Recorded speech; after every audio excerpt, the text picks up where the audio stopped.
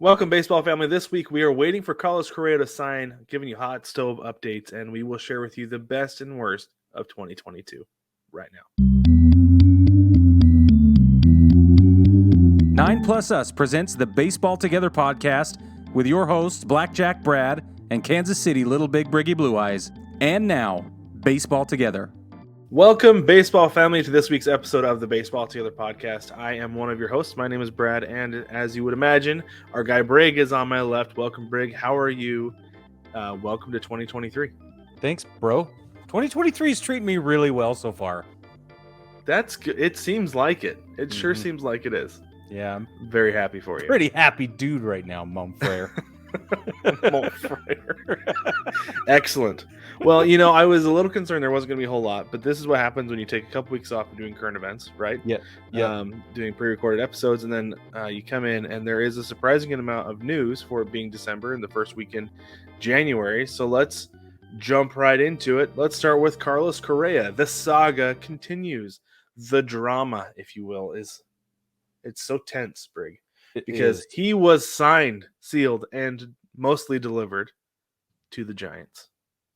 Oh, yeah. Could be the next Giants shortstop of the future. But then there were some issues and things kind of fell through there. And then the Mets said, well, okay, if you don't want him, then we'll take him. Right. And the same issues popped up. Apparently it's an issue with the physical, with an injury that he had as a minor leaguer is coming back up, and some teams are taking umbrage with that, I guess you would say, and it's holding up some deals. Good word. Thank you. It was a great use of that word. Yeah. No, it's a lower leg deal. He broke his leg, pretty severe injury actually. He fractured his lower leg. It was like a high A. Yeah, it was a long time ago. Before any of us knew about him. Any of us non-Houston fans, right? For sure. And all of his injuries, he has missed significant time. Like, let's be clear about that. He has had an injury bug plague him, but it's all been ribs and upper back and mid back and lower back stuff. It's never had anything to do with his leg, how it affects his ankle or his knee or his performance in any of those capacities where he's needing to run and dance around and stuff like that. So his range isn't affected at all by it. I don't know why this is such a problem for either organization. And I really hesitate to take Scotty B's side on anything, but he's right when he says this is ridiculous. This shouldn't be a problem at all. This is way old.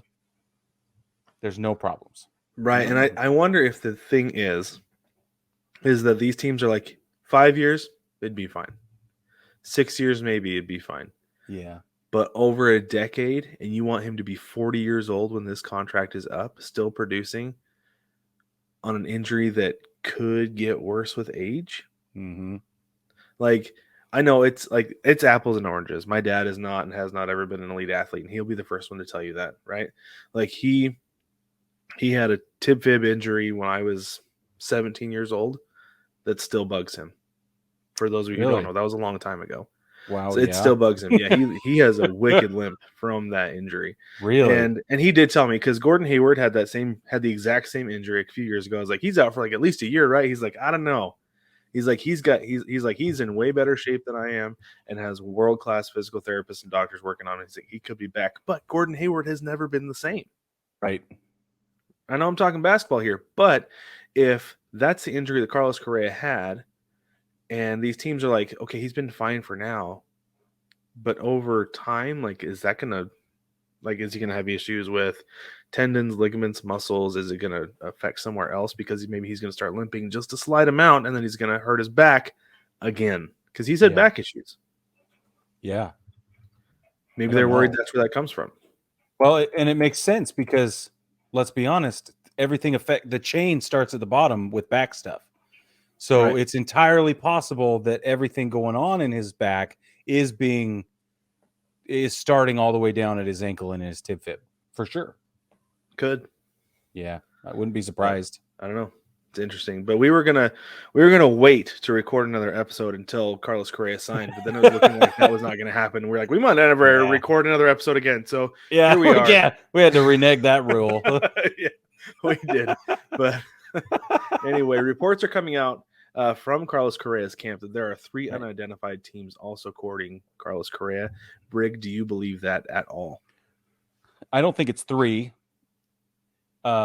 I could see one additional team for sure. Oh, I'm sure there's one team somewhere, but I don't know if there are 3 teams. I don't know that are like, yeah. No. Yeah. After Yeah. 2 organizations with, as much to lose as anybody else has said, like, they're uncertain. I don't think it's 3. Well, especially a team as reckless as the Mets have been. Exactly. Like, we're going to get there, but yeah, we are. Yeah, we are. And it's going to be a good talk. And I think that's Scotty B coming out and being like, "Hey, you better hustle up and make this deal because we got 3 teams." And they're like, "You don't have 3 teams. Yeah, you do not have 3 teams." They refuse to name those teams. So I don't know. Can we talk about the next thing though? Yes, take it away, Brig. Baseball family, we are excited to announce, in case you've been living under a rock and have not yet known about this, that the Yankees have named the 16th captain Aaron Judge. He's now officially the captain of the Yankees. This is a huge, huge deal in the Yankees organization. I mean, think about it. The team's been around for 1 billion years, and they've only ever had 15 until now. He's the number 16 captain of all time. So let me just read you some of the names on that list that are full-time, that spent their entire career in pinstripes. The list goes down to like 5. It's Lou Gehrig, Thurman Munson, Ron Guidry, Don Mattingly, Derek Jeter, and now Aaron Judge. He will be the 6th player to have been named a Yankee captain to spend his entire career in that organization. Well, now pump the brakes on that because he's still got a long ways to go. Well, and if things sour in New York, you stop it right now. I'm just saying, Brig. Don't. I would hate for you. I would hate for you to jinx that. That's all I'm saying. Hey. Said the pot. I mean, what did we decide? Yeah, right. Thank you. Whew. I needed that. Okay. He's the captain. We're all very thrilled. For those of you Yankees fans out there, skull. There you go. Or Prost, or whatever you say. Whatever it is. However it is you say it. Mm-hmm. Okay, let's do some hot stove updates. Okay. There's been some movement over the last couple weeks.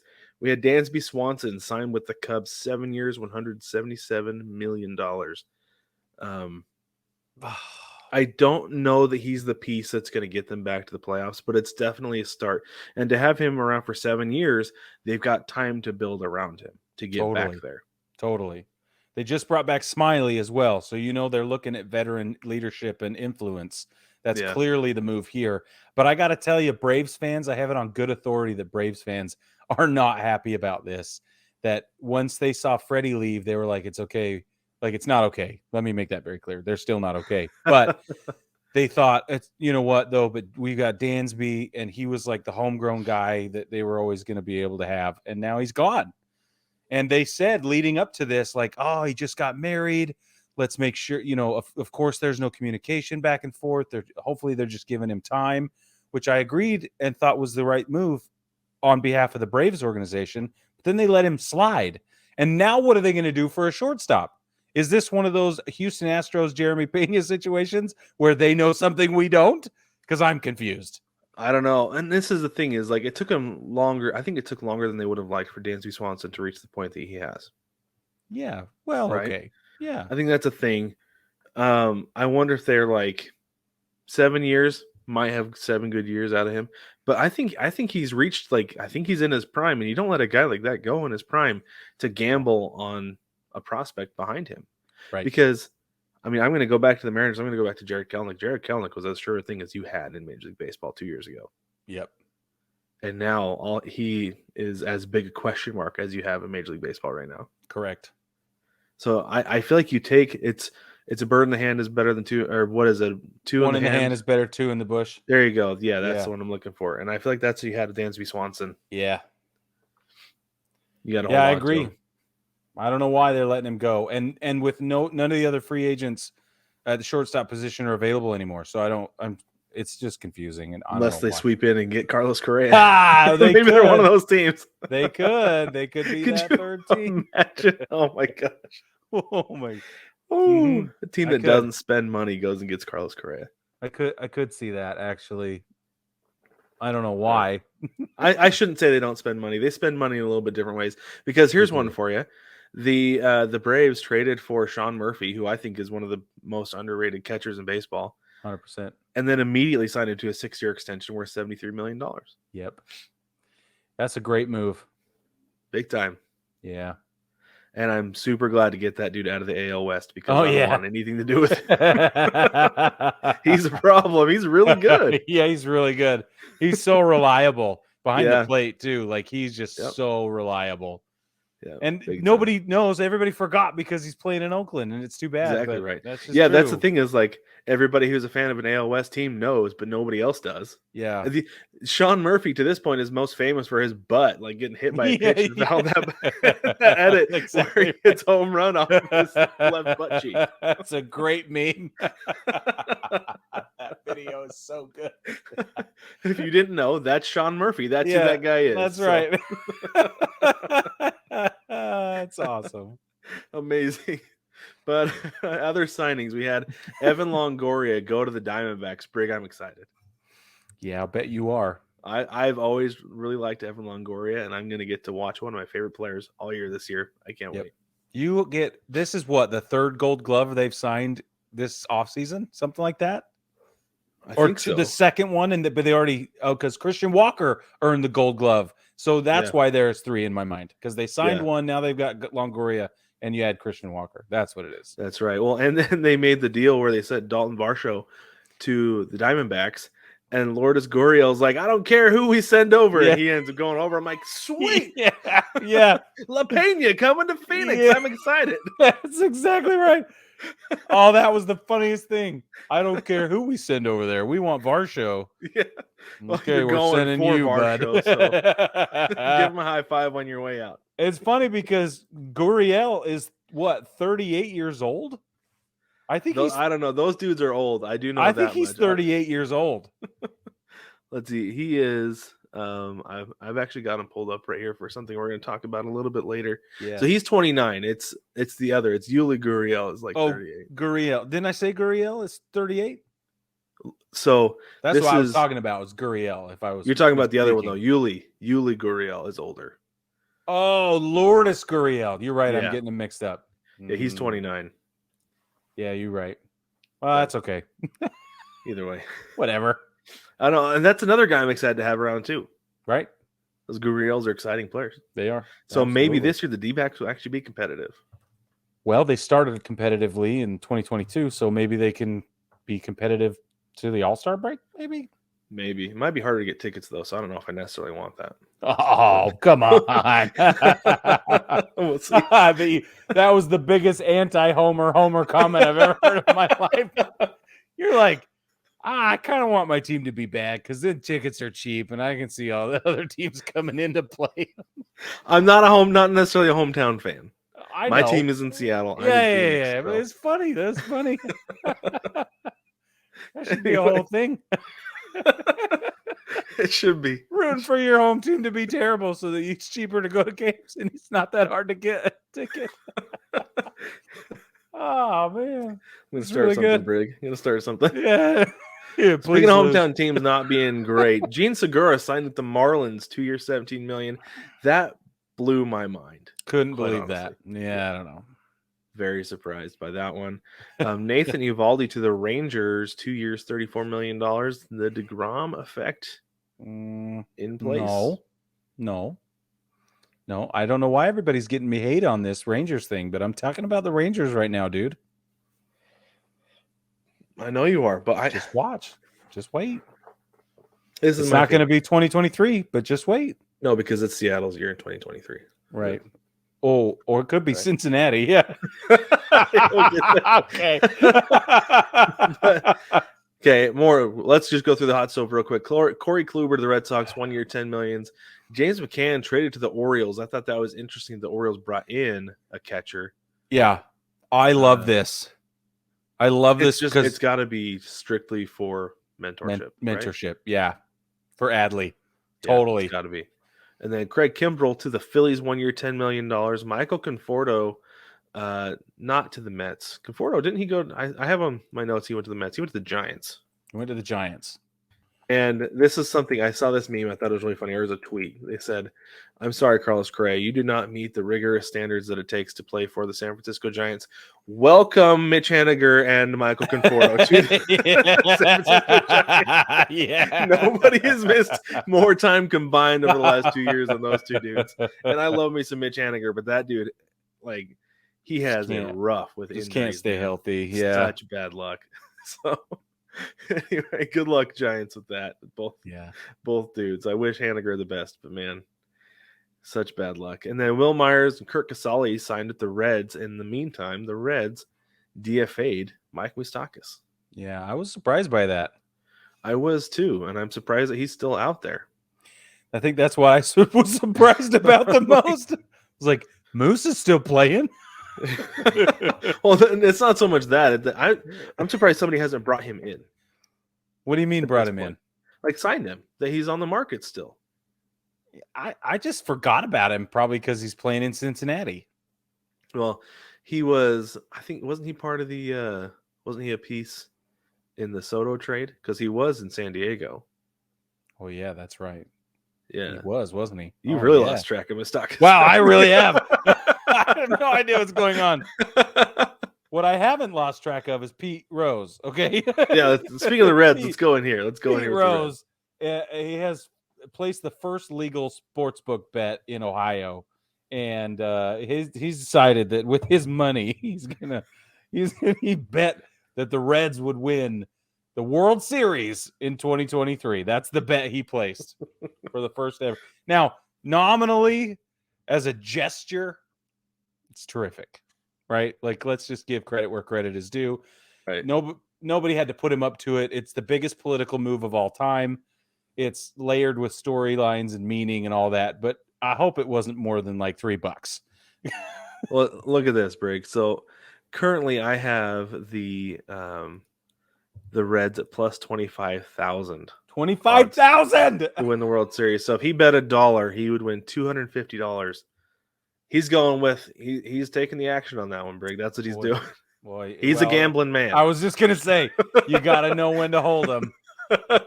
You know what I mean? I don't know that he does. He doesn't, because I do think that Pete Rose is like an infamously terrible bettor. So you know they're going to lose the World Series no matter how well they start, no matter how well they finish. They're not going to win the World Series because Pete Rose bet on them. Ooh, you think it's a jinx situation? I don't know if it's not so much as a jinx. I mean, maybe that's the problem. Maybe he jinxed them by betting on them. Right. Maybe. He stole Jobu's rum. Yeah, since he's so bad at betting that like everything he does. Yeah, I think he's still chasing bets back in like '84 or whatever. He probably is. That's crazy. All right. But anyway, so the Blue Jays pitcher, Hyun Jin Ryu, should be returning from Tommy John in July. He missed a lot of last season with Tommy John surgery. Yeah. I think we called that here because we saw the forearm strain injury. Like, right. There's the problem. Bingo. I think that if the Blue Jays can hold serve in the wild card in the AL East through July, which they did a pretty good job of doing that last year without him. Totally. He's going to be the guy they need going into October. Yes. The guy they need who they did not have last year. Yeah. Could be a difference maker. Yep, I agree. We'll see. So the AL East is only getting more competitive, though. Oh, yeah. So, yeah, for sure. And it will perpetually be more and more competitive as we go. But it's just we're in this really weird, I don't know, vortex where nothing compares to the AL East right now. Yeah, it's tough. I mean, there was they produced 3, almost 4 playoff teams last year. Mm-hmm. Yeah, it's crazy. It's crazy because the Orioles are on the rise. Right. The Rays, I think, are going to be a question mark going into the season. I mean, I might be getting ahead of myself here with this, but I think the Rays are probably going to be a question mark. Yeah. Just because there's so much turnover with them. And then obviously the Yankees. And then obviously the Blue Jays should be right there. And the Red Sox seem like they're tearing down and rebuilding. But it seems that way. Yeah. But even Rafael Devers has reported that he is going to test the market. He's an entire year ahead of schedule to announce that, and he's already saying he's going to test the market. He feels like all of the offers that they've made him so far to try and extend him just aren't good enough. He's probably right. I mean, especially if he goes out and he has he doesn't have to hit 62 home runs to have a Judge-like year and then be able to hit the market and make a whole bunch of money. But yeah, I could see him going out and having another great year and then hitting the market and being the top free agent target. dude, can you imagine Rafael Devers and his Cabbage Patch cheeks in pinstripes? Because we need a third baseman so bad. I could not. How would you handle that? I don't know. I would probably be flogging myself and eating chocolate to induce the endorphin rush all at the same time. I'd be like chocolate flog. But of course, that's how I feel about Josh Donaldson anyway. So it's like it wouldn't change much. Just be another Tuesday for Brig. Yeah, it's not a big deal.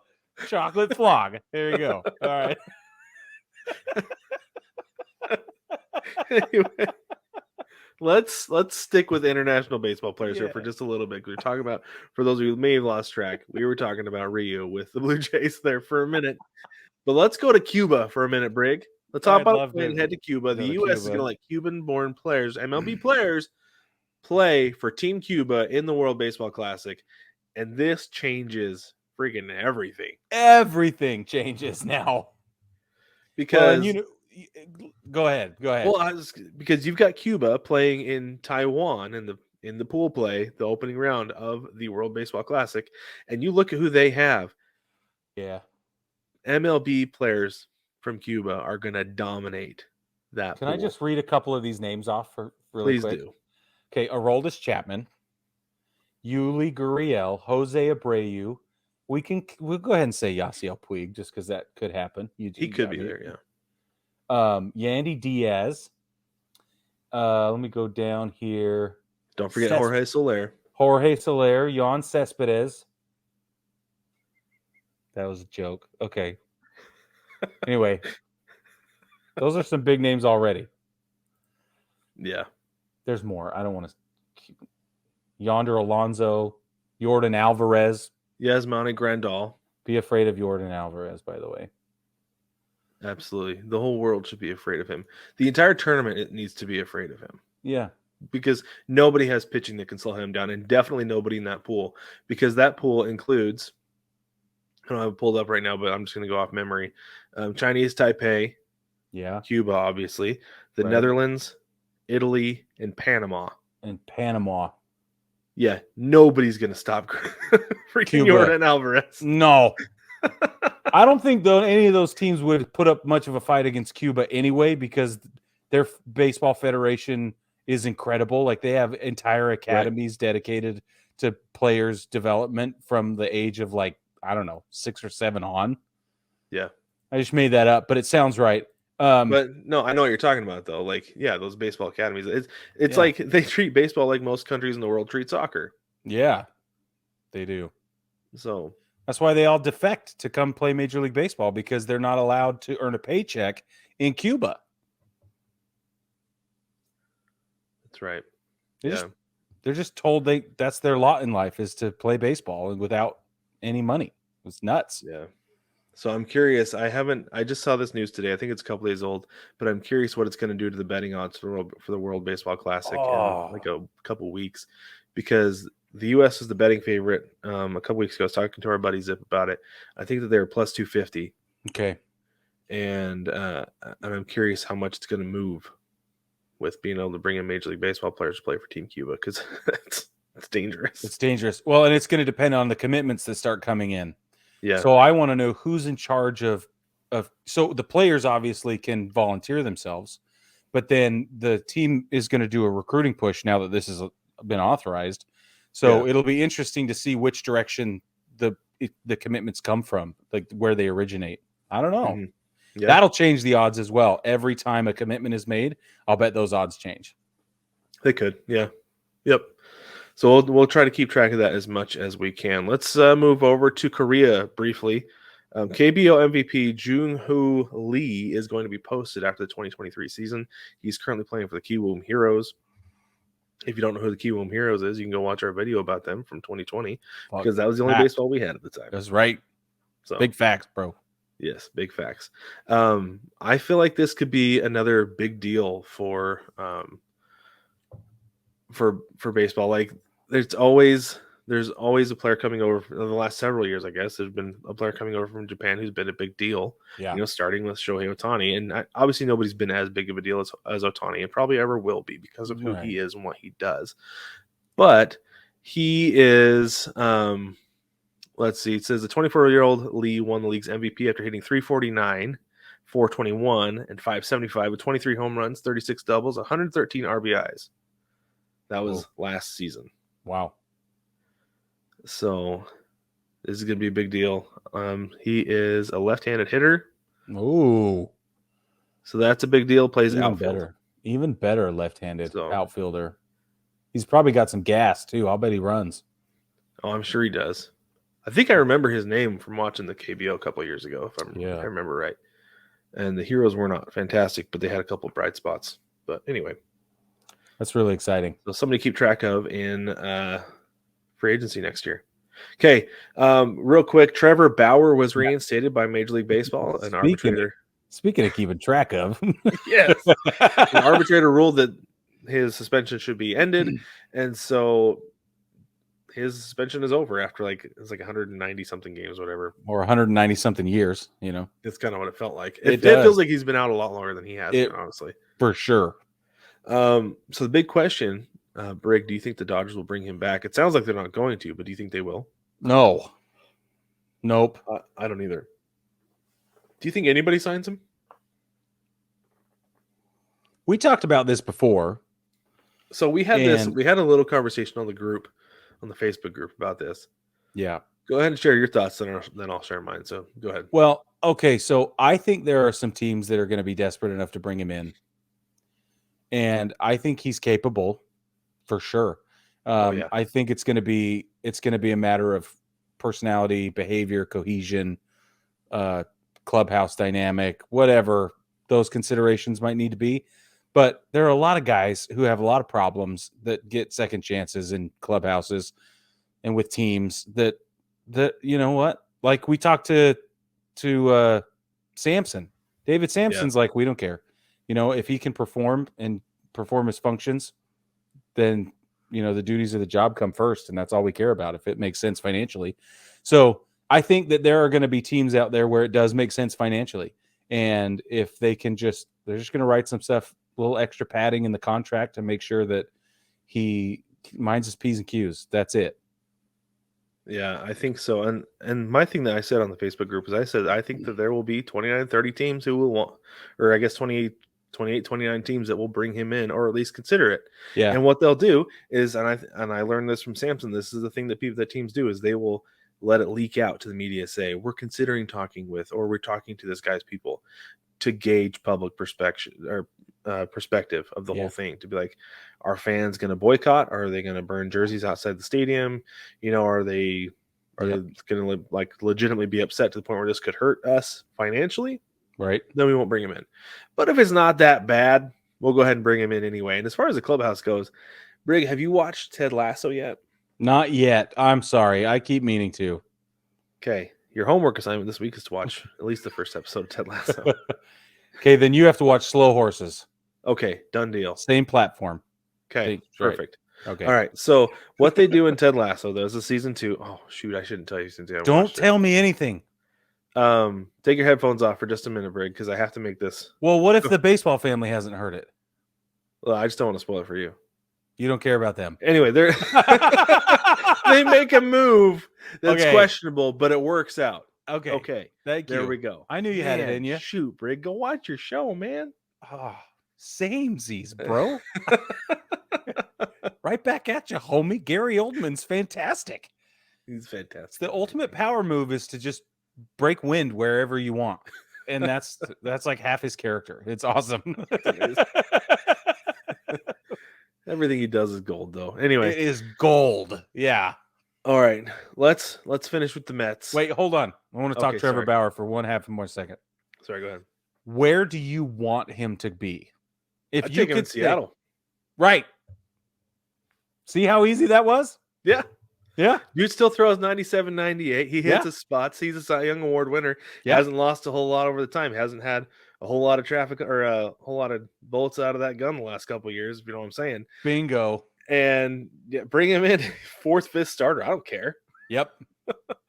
Put him in the bullpen and test him out for the first couple of months. Starting rotation. I'm just saying, if the Mariners stacked, have Marco Gonzalez and Chris Flex, and they're trying to move. That's a fifth starter spot that's ready and raw to go for him. I agree with you. And I think if the Yankees had any intentions of bringing him in, he would be a great bullpen option, a great like middle relief, long setup guy kind of a thing. But is he going to sign as a bullpen guy? No, he won't. I'm just saying if things get desperate, then that'd be a spot for him to land while people test the waters. Yeah. It's not going to happen. I'm just trying to think best case scenario for my club. That's all. We don't need him. I don't. I'm giving him a starting spot in Seattle. Absolutely. Fine. Yeah. So is Steve Cohen, by the way. He might be. Because he's giving everybody money. Let's get into that. Yeah. So Steve Cohen is being somewhat irresponsible with his money. Are we calling it irresponsible? I don't know. When you have that much, is it possible to be irresponsible? Name that artist, baseball family. Jump in the comments and name that artist. All right, go ahead. So these are the guys the Mets have signed this offseason. Okay. Brandon Nimmo. Just free agents. Brandon Nimmo, 8 years, $162 million. Edwin Diaz, 5 years, $102 million. Justin Verlander, 2 years, $86.6 million. Kodai Senga, 5 years, $75 million. Jose Quintana, 2 years, $26 million. Omar Narvaez, 2 years, $15 million. Sorry. Adam Ottavino, 2 years, $14.5 million. David Robertson, who, by the way, is a national treasure. Thank you, Brig. Yeah, he is. 1 year, $10 million. And then pending, we have Carlos Correa, 12 years, $315 million. That's a big chunk of that. Yeah. They have committed, including Carlos Correa, $806.1 million just to free agents this offseason. Yep. That is so much money. I'm glad I'm sitting down for that information. Could you imagine having that much money? You could just be like, yeah, pay him to come in and play baseball for us. No. Nope. Nice. That is unfathomable amounts of money for me. Without fathom. And then you have fathom. Teams, and then you have teams on the other end of the spectrum. The Mariners have not spent any money this offseason. None. Shockingly none. Well, so part of the problem is that an article actually came out like a day or two ago that John Stanton, the owner, has not granted any payroll flexibility going into this new year. What? 0. Yeah. Despite a $100 million TV deal, he has said he's not going to spend that money on players. What? But Jerry DiPoto's like the trade dude. Well, that's the thing is that's why is because he's making trades. That's why he's trading. It's because he doesn't have money to spend in free agency. And people are like, well, you can't force the players to come. It's like, well, no, but they're also not going to come if you're not willing to pay them what they're going to get somewhere else. You've got to pony up the cash. Yeah, man. And I wonder if he's also a little bit gun shy on that after the Cano deal. Yeah. Which I got a little bit of PTSD from that myself. Yeah, I'll be honest. Yeah, you should. You know? Yeah. But but that's why Jerry DiPoto is making deals all over the place for the guys that he does. And speaking of which, I know we kind of went off the rails here from the Mets. It's flying around the Twitterverse. Okay. The Mariners are making a hard push for Brian Reynolds. Okay, but they said no. Yeah. That's what they say. Unless the deal comes through, right? Unless it's really good. They got some good pitchers in that farm system they could send over there. And we know how they love to trade away pitchers eventually. So they want to have them to trade them away eventually. In 3 years, they could trade these guys away. Yep. Back to Seattle if they want. That's fine. Exactly. Whoa. Okay, that could be one of the best outfields in baseball. Yeah. Maybe even like ever. Like as they age, don't you think? Like as they mature? Could be. I don't know. I don't know. But gotta extend Teoscar Hernandez though. So that's I think that's the next step there. But anyway, no. So the Mets throwing a bunch of money around to everybody this offseason. Brig, have you got the contract offer from the Mets yet? No, I'm offended. I'm gonna call. It's probably Steve. in the mail, to be honest with you. Oh, I don't check the mail. Don't mail me anything. Maybe it's out there waiting for I'm you. really bad at the mail. Really bad at email. In fact, I'm really bad at any most nonverbal communication.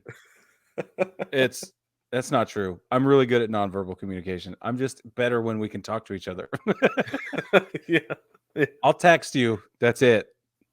Perfect. That's kind of how I prefer anyway. Yeah. But anyway, let's take a quick break. When we get back, we're going to get into and talk about some of our best and worst from 2022.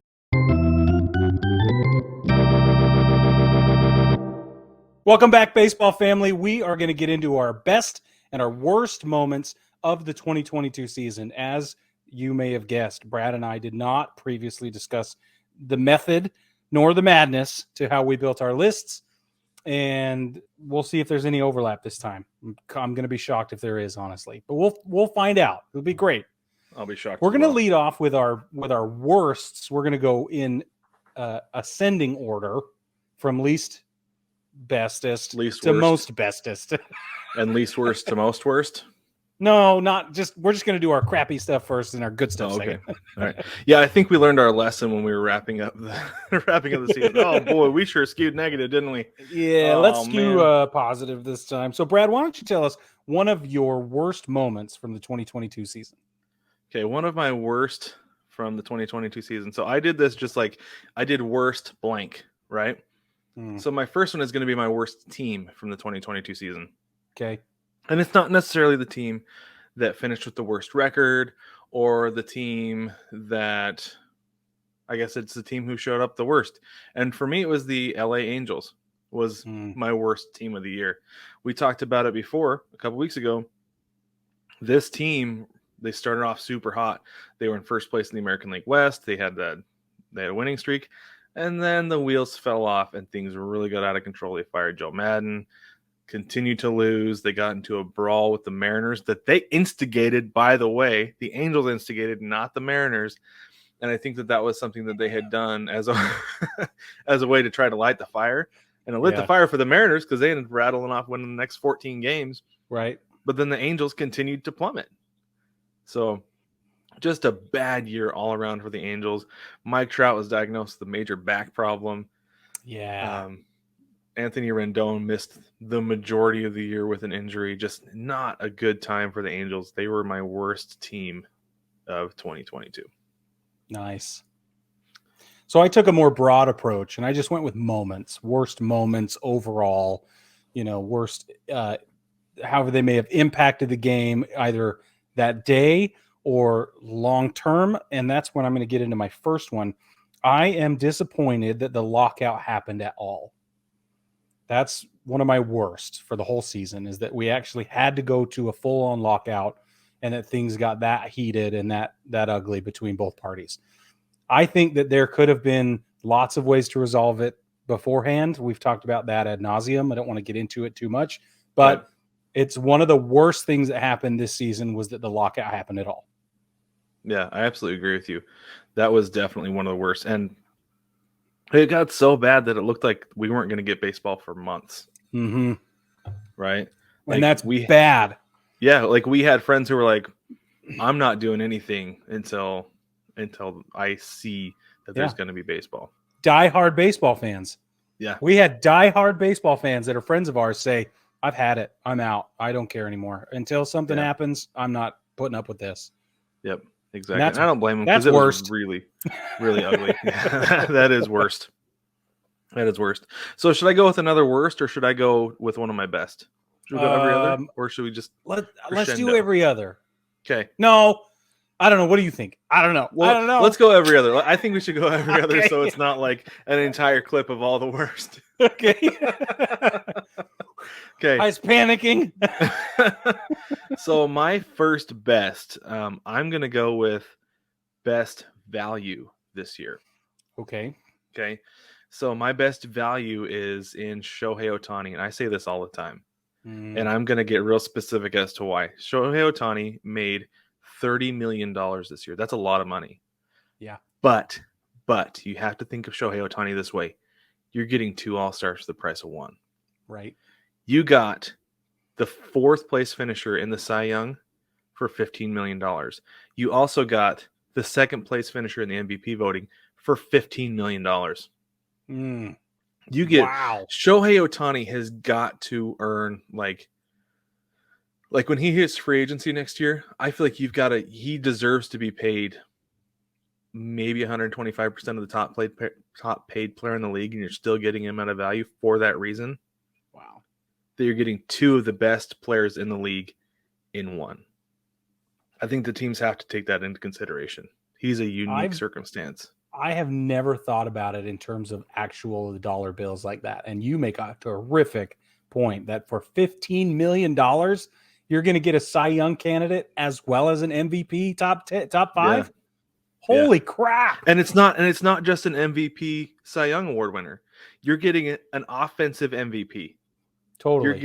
You're getting a legitimate Cy Young award winner. Right. Like, yeah. That's why I say all the time that he is literally the most valuable player in the league. Because that dude deserves a ton of money for what he is. Mm-hmm. So $30 million, Angels got to steal. Yeah, that's great. Okay, I'm going to go with my easiest one, my homer pick. It's when Judge hit 62. When he beat the record for the American League all-time home run king. And I know everybody wants to quibble over whether or not he's really the all-time king versus Barry Bonds and all that crap. I'm not getting into that. All I'm saying is he has the record in the franchise and in the American League. It is worth something. It is exciting. It was fun to watch. All the anxiety and the drama and the parallels with Roger Maris and Babe Ruth and all those different historical perspectives being brought up, watching his mom fall apart in the stands. Everything about that was best. Everything was best. It was best. That is best for baseball. It was best for, it's just best. And to go, after that, knowing that he bid on himself, that he turned down a qualifying offer from the Yankees prior to, and then went out and did this on top of everything else he accomplished, it's just best. He got almost $100 million more. Yeah. Than what they offered at the beginning of the season with his extension. I think it was a clean 100 because it was 260 to 360, if I remember right. Yeah. For some reason, I have 267 in my mind, but that's close enough. Oh, maybe you're right. It's close enough for me that we could say clean 100. Yeah. Because what's $7 million really? I don't know. I don't know. I'll let you know one day. That's like that reminds me of that bill. Office joke with Michael Scott. Boy, I sure love inside jokes. I'd love to be a part of one someday. Boy, I sure love $7 million. I'd sure like to have it someday. But anyway. Oh, man, that's good. All right. Okay, let's each do one more worst, and then we'll take a quick break. All right. Okay, my next worst. I'm trying to decide which one I should go with next. Because I could save one for like comedy at the end. Yeah, we'll do that. Okay, so my next is the worst play. Although like I love plays like this just because it shows how weird baseball is. So this is the worst play, and it obviously depends on which side you're on. But holy moly, on April the 26th. Yes, this is super early in the season, but man, I haven't seen something like this in a while. Miguel Sano hit a line drive. This is bottom of the 9th inning. The Twins are trailing the Tigers by 1. Sano hits a line drive out to right field, and it goes over Robbie Grossman's head, like hits off of his glove. Yeah. But there's runners on first and second. Runners have to hold up because they think Grossman's going to make the catch. Well, he doesn't, so they go. Sano is running all the way for a double, so you've got 2 runners on second and a runner on third. Well, throw comes in, goes home, and then they're like, oh, we've got an opportunity to get some outs. Catcher throws out to third base, goes out into the left field, and the Twins end up winning because 2 runs come around and score. 2 errors on 1 play, and it's like if you cue what's the clown music called, Brig? Enter the Gladiators. Yeah, you're right. Yeah, if you cue that up with that play, holy moly, that's gotta be like an all-timer worst. And I feel like there's one of those every single year, right? Because last year my best worst moment I think was that play with Javi Baez running back home, and it's so funny to watch stuff like this just because I'm not a part of it and it's not my team. Right. That's for why. sure. But man, that's got to be the worst play, especially for Tigers fans this year. Just summed up their entire season. All right, go ahead with one more worst before we take a break. Okay, mine's the easy one. It's also a homer pick. A Yankees fan was seen this season having drunk his beer out of a straw, which he crafted out of a hot dog. Oh, yeah. You remember the hot dog straw? How could I forget? Oh, no. I was like, bleh. So I think like I love the storylines from the stands because that's where I live and that's where all my favorite storylines are. And that one just is so good. What's funny is that if you go back and watch, and I did, his hat is a tartan pattern. It's just really weird. It's this really weird plaid sort of Yankees hat. And he just looks like such an oddball, poor guy. And he's got a regular plastic straw that he has shoved inside the hot dog and then pulled out the center of it. It looks like he then sucks the hot dog through the straw, drops the hot dog straw he's now crafted into his beer, and then goes to town and drinking. No, I can see if he had like left the straw in there and just like made like the aesthetic, right? Sure. But the fact that he pulls the straw out and then actually uses the hot dog for his straw. Now don't get me wrong, I love me hot dogs, right? I had a hot dog last night for dinner because I love them. But the worst part of hot dogs is the hot dog burps after. Yes. And that dude like to the nth degree hot dog burps after that, and just like the least appealing person in the entire stadium to be around. Well, okay, so I have so many things to say. First of all, it would have been one thing if there was like a group of friends around egging him on or whatever. Nope, yes. Dude's totally by himself. This is like what he does on like a Tuesday night. Yeah. The next thing is like, who drinks beer with a straw? Like that's, you got to ask that question. I don't understand. I don't understand. And then it just kind of snowballs. So it's like the adult version of using your red vines to drink your root beer, right? Yes. But how adult is it really? Oh yeah, I don't know. The dude never left the frat house. No. Well, I don't. Maybe he just was never invited. I don't know. The plaid Yankees hat, failure to launch or something. I don't know. Anyway, hope baseball family. I hope that's not you. We still love you, but we want to talk about it. Okay, we got some questions. Right. So many questions. All right, let's take a quick break. When we come back, we'll finish this list.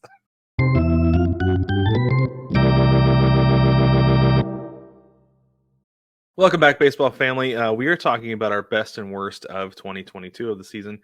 So Brig actually has a couple more and then kind of like a crossover one. So we're going to toss over to him and let him give his next best thing. Okay. Miggy hits 3,000. No, that's a good one. Come on. It's again just best. It's like, there aren't very many people who have 3,000 hits. There aren't very many guys who are more beloved in the league than Miggy is. There aren't very many guys who you wanted to see it happen to more. Just best. Yeah, that's a solid one. I don't know how I forgot about that and Albert Pujols hitting 700, but anyway. So my next best is I'm going to go with best player. Okay. So before I give you best value, but best player, I'm going to give you Aaron Judge. And I think it's every reason you talked about his home run chase before, but when I consider best player, it's not necessarily most like the MVP, right? Ohtani is your best value. But one of the things I look into with best player is like his appeal, right? Is he drawing eyeballs? And Judge certainly brought in eyeballs this year with his home run chase. And yes, like you said, it's an American League record, and eventually American League and National League might go by the wayside and it'll just be down the list, whatever. That's fine. But for now, watching Aaron Judge, somebody who I'm just going to say as far as we know, just because you never know what's going to happen, right, is clean. And I would like to think and be optimistic that he is going to be clean his entire career. That's the big difference, right? Yeah. Like there are some purists who are going to be like, no, this is the record all of Major League Baseball, it is 62 now because Aaron Judge was clean. For sure. But when it came down to it, the entertainment value of Aaron Judge, like I was sitting watching Mariners games and then flipping over to Yankees games. I was keeping track of when Judge was coming up, and I would flip over to Yankees games when it was his turn to hit. Yeah. Because well, and I wanted to see it. He's an incredible defender. Like, people don't give him enough credit because he gets so much attention at the plate. Yeah. But the dude, first of all, he's got a cannon. I was going to say he's got an A++ arm. The dude throws like 102. Well, he covers it's on so a much. Hop, but still, how many guys? It doesn't matter.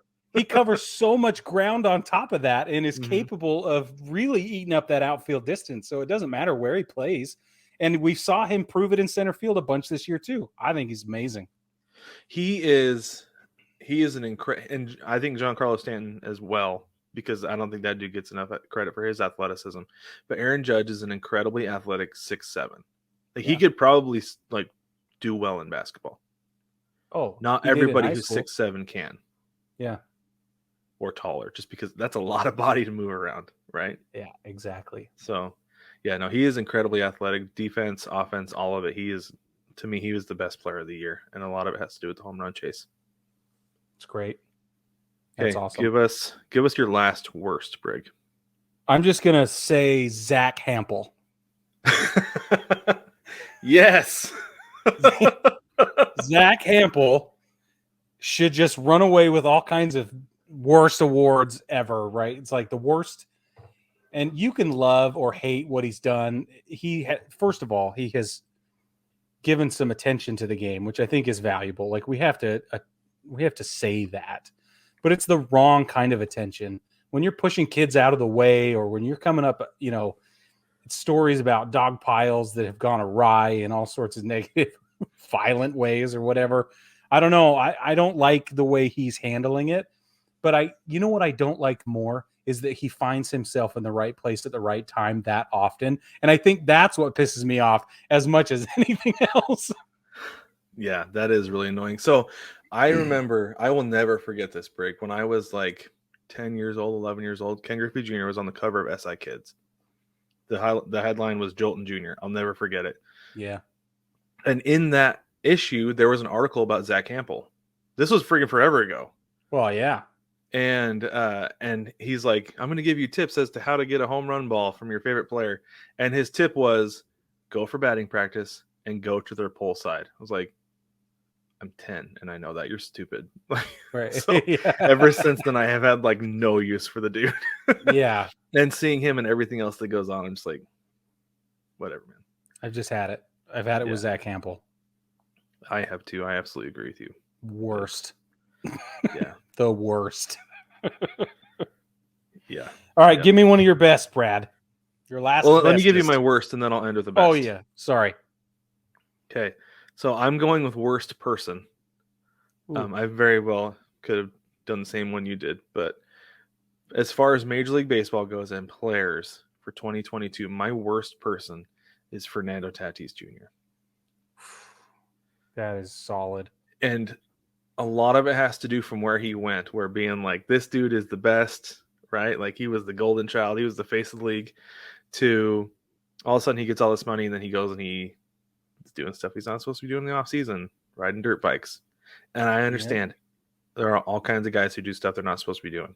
But I also remember watching an episode of Fantasy Factory on MTV so many years ago where Carmelo Anthony went to the Fantasy Factory and he was complaining. He's walking around just like, man, I can't do anything here. And he didn't do anything. Yeah. And not just because it was going to be on TV, because he could have been like, hey, can you edit that out for me? Which, maybe he did. But you see, he was walking around just like, man, this place is awesome, but I can't do anything, because he lived up to his contract. Fernando Tatis did not live up to his contract. Went out, rode dirt bikes, broke his wrist, could not play. And then Brig. And then Brad. Test positive for PEDs. And I'm sure that for like the rest of his team, they were just like, no, we're done with this dude. Yeah.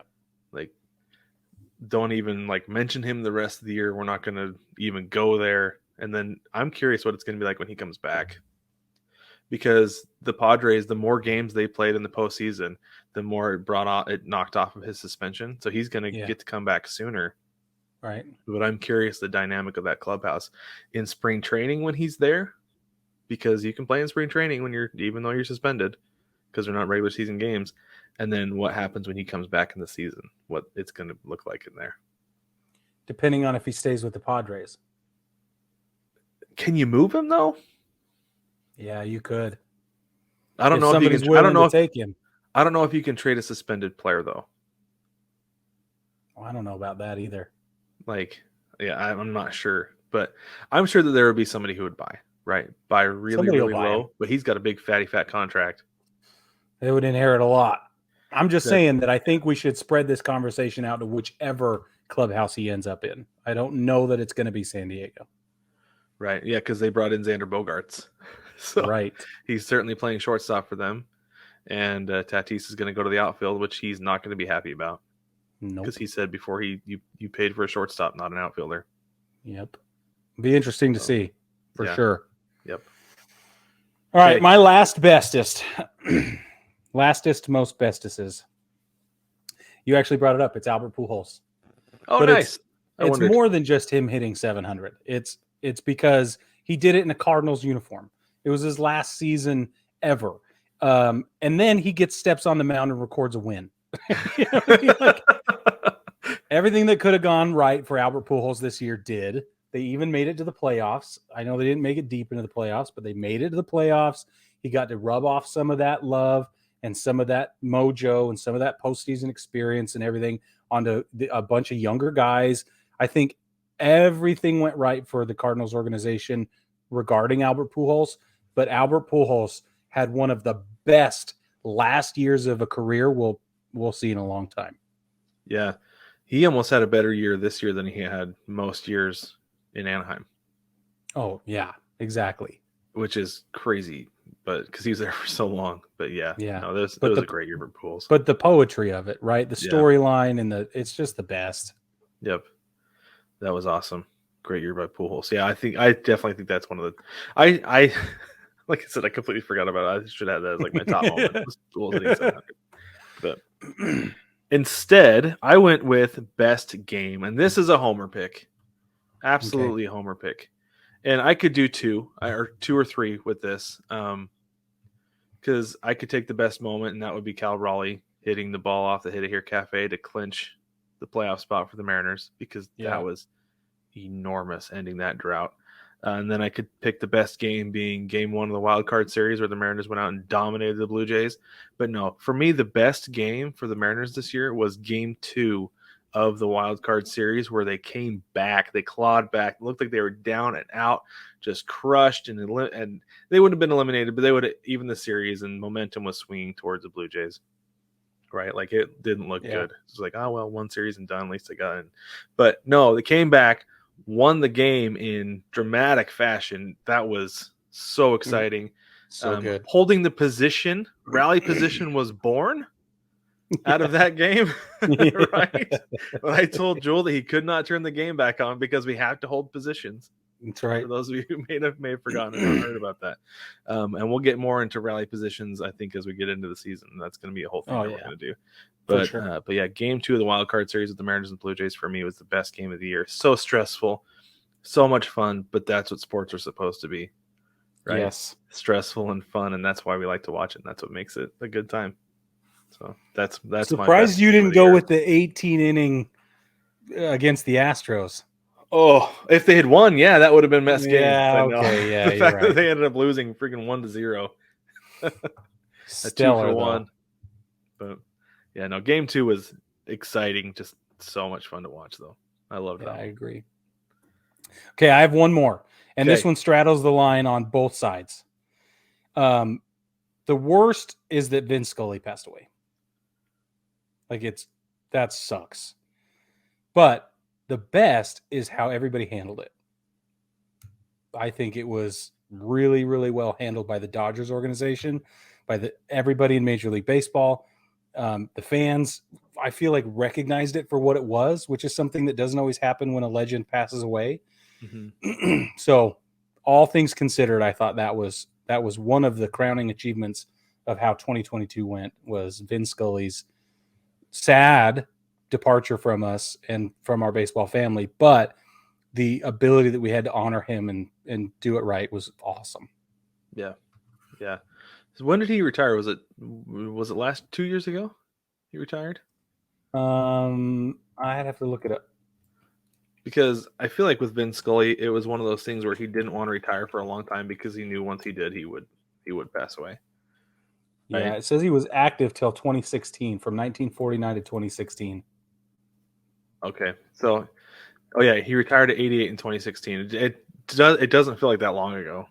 No, because he Right. remained so active and so, such a part He's of still everything. around the game. Yeah, he didn't disappear. So, Yeah.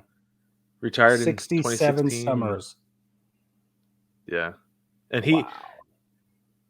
there was a statistic I saw where he had called almost 10% of all Major League Baseball games, ever, something like that, or maybe Wow. I don't think it was that high, but it was still a significant percentage. And Yeah.